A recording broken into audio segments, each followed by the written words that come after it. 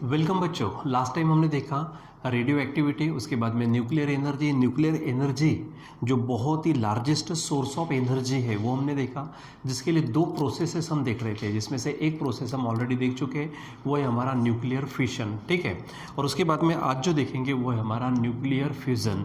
ठीक है, दूसरा कौन सा है? हमारा न्यूक्लियर फ्यूज़न है। ठीक है, तो याद करिए जब हमने न्यूक्लियर फिशन देखा था तो न्यूक्लियर फिशन में क्या था, जो हेवी न्यूक्लियस है, ठीक है, उस हेवी न्यूक्लियस पे बम्बार्डमेंट किया था हमने न्यूट्रॉन का और उसको लाइटर न्यूक्लियर में तोड़ दिया था। ठीक है, अब न्यूक्लियर फ्यूजन उसके उल्टा होता है। अब फ्यूज होने का मतलब एक्चुअली एक साथ आ जाना। ठीक है, तो यहाँ पर हम क्या करेंगे, जो लाइटर न्यूक्लियाई है, ठीक है, तो लाइटर न्यूक्लियाई जब एक साथ आएंगे तो वो हेवी न्यूक्लियस तैयार होगा, तो उसको हम बोलेंगे फ्यूजन। ठीक है, यानी न्यूक्लियर फ्यूजन क्या है? तो देखो, the nuclear fusion is the reaction in which two lighter nuclei are fuse to form a heavier nucleus. It is called as nuclear fusion. ठीक है, जैसे अगर मान लीजिए कि यहाँ पर अगर हम बात करते हैं, ये देखो यहाँ पर हमारे पास में ये लाइटर न्यूक्लिया है, ठीक है, हाइड्रोजन के लिए। ठीक है, तो ये हमारे पास H11, ठीक है, H12 और H12 अगर 2 ये अगर ऐड हो गए, ठीक है, तो यहाँ पर जो तैयार होगा हीलियम-24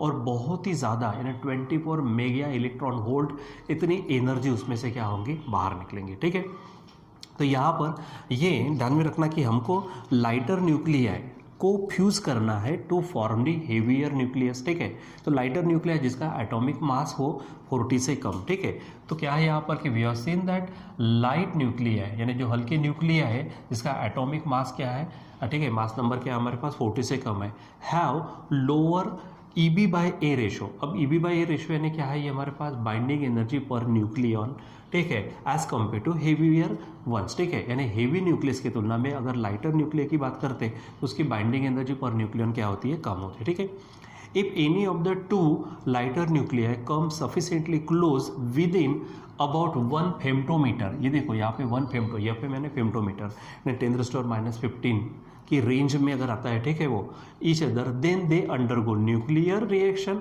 and form a heavier nucleus. ठीक है, यानी जब लाइट न्यूक्लियस नज़दीक आएंगे, अब नज़दीक आने का मतलब इतने नज़दीक नहीं, ठीक है, मिलीमीटर सेंटीमीटर वाला नहीं, बहुत ही कम, क्योंकि हमने देखा कि हमारा जो न्यूक्लियस का साइज़ वगैरह है वो भी बहुत कम है। ठीक है, क्योंकि इसको बहुत कम आना पड़ेगा, फेम्टोमीटर के रेंज में आना पड़ेगा, तब जाके वो हेवियर न्यूक्लियस तैयार होगा। ठीक है, in this case the energy of the order of mega electron holes, बहुत ही ज़्यादा प्रमाण में एनर्जी यहाँ पर बाहर में क्या होंगे, रिलीज होंगी। ठीक है, और हमको क्या चाहिए, एनर्जी तो चाहिए, चाहे वो न्यूक्लियर फिशन से मिले चाहे वो न्यूक्लियर फ्यूजन से मिले। ठीक है, तो न्यूक्लियर फ्यूजन की प्रोसेस में भी हमको एनर्जी मिलती है बहुत ज़्यादा।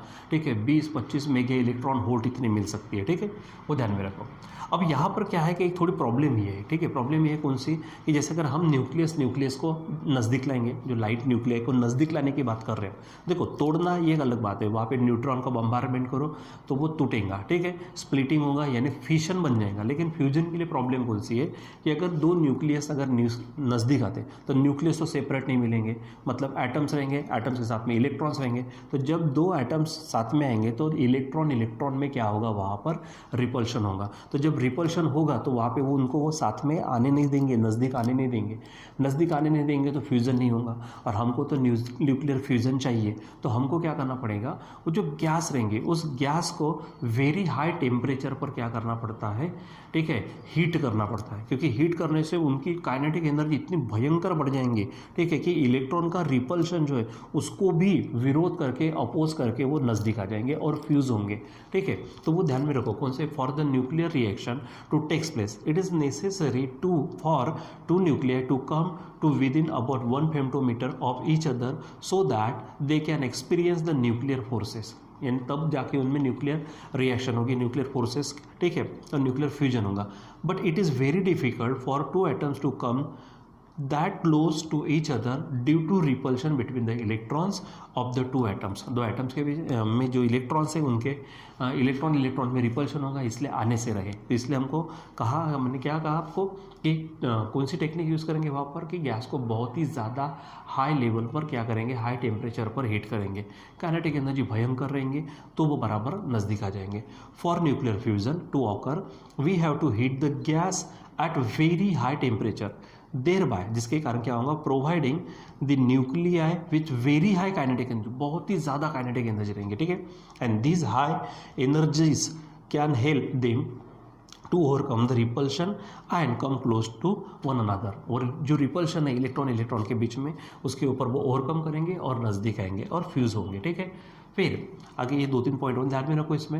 As the positive charges of the nucleus goes on increasing, जैसे न्यूक्लियस नज़दीक आएगा, न्यूक्लियस में ऑलरेडी पॉजिटिव चार्ज है प्रोटॉन के कारण, अब वो नज़दीक आएंगे तो और भी, क्योंकि नया न्यूक्लियस तैयार होगा तो उसमें क्या होगा, न्यूक्लियस नज़दीक आया, ठीक है, फ्यूज़ हो गया, तो फ्यूज़ होना यानी मिल गया वो, ठीक है। तो वहाँ पर क्या होगा, पॉजिटिव चार्ज बढ़ते जाएगा, ठीक है। तो क्या होगा वहाँ पे, positive charge of the nucleus goes on increasing with the increasing its atomic number बढ़ते जाएगा, ठीक है। एटॉमिक नंबर बढ़ना यानी प्रोटॉन बढ़ना यानी पॉजिटिव चार्ज बढ़ना। The kinetic energy of the nuclei, that is the temperature of the gas necessary for the nuclear fusion to occur goes on increasing with the increase in the Z, यानी atomic number, जैसे atomic number बढ़ते जाएगा, protons बढ़ते जाएगा, positive charge बढ़ते जाएगा, उसके साथ काइनेटिक एनर्जी बढ़ते जाएंगे, ठीक है, फ्यूजन के लिए, ठीक है। आगे nuclear fusion mostly takes place, अब ये ज़्यादा से ज़्यादा किस में आपको मिलेगा, फ्यूजन किस में, तो जो स्टार्स होते हैं, स्टार के सेंटर्स में क्या होगा, क्योंकि स्टार्स के, जैसे अपना स्टार कौन है, सन है, सन से हमको हीट मिल रही है, बहुत ही भयानक वहाँ पर हीट है, ठीक है, लाखों करोड़ों केल्विन इतना टेम्परेचर वाली हीट है वहाँ पे, ठीक है। तो स्टार के जो सेंटर है, सेंटर के अंदर में न्यूक्लियर फ्यूजन आपको मिलेगा, ठीक है। प्रोटॉन क्या होंगे, एक दूसरे से भिड़ेंगे, जिससे हीलियम तैयार होगा, ठीक है, अल्फा पार्टिकल्स तैयार होंगे, न्यूट्रिनो तैयार होंगे, पॉजिट्रॉन तैयार होंगे, और कम से कम 20-25 मेगा इलेक्ट्रॉन वोल्ट इतनी एनर्जी वहाँ पर तैयार होंगे, ठीक है। अगर हम स्टार के अंदर अपने सन की ही बात करते हैं, सन के अंदर का यानी सेंटर के पास का अगर टेम्परेचर की बात करते हैं तो लाखों करोड़ों 10⁻⁷ केल्विन तक का वहाँ पे क्या है, टेम्परेचर है, ठीक है। सो ध्यान में रखो कि nuclear fusion mostly takes place at the centre of the stars where the temperatures are high enough for the nuclear reaction to take place. जो न्यूक्लियर रिएक्शन यानी न्यूक्लियर फ्यूजन जो होना है उसके लिए बहुत ही ज़्यादा क्या चाहिए हमको, हाई टेम्परेचर वाली चाहिए, तो स्टार के सेंटर पे है, ठीक है। The light nuclei fuse into heavier nuclei, यानी जो लाइट न्यूक्लियाई वो हेवियर न्यूक्लियस में कन्वर्ट होंगे, generating the energy in the process, और बहुत ही भयानक एनर्जी वहाँ पे, ट्रेमेंडस एनर्जी वहाँ पे जनरेट होती है, ठीक है। Nuclear fusion is in fact the source of energy for the star. अगर रियल में देखा जाए तो स्टार की एनर्जी कहाँ से, तो न्यूक्लियर फ्यूजन के कारण ही है, यानी सन में अगर इतनी भयंकर गर्मी है, ठीक है, तो किसके कारण है, वो न्यूक्लियर फ्यूजन के कारण ही है, ये एक सच है, ठीक है। अब देखो यहाँ पे the temperature of the centre of the sun is about 10⁻⁷ kelvin, करोड़ों केल्विन है, ठीक है।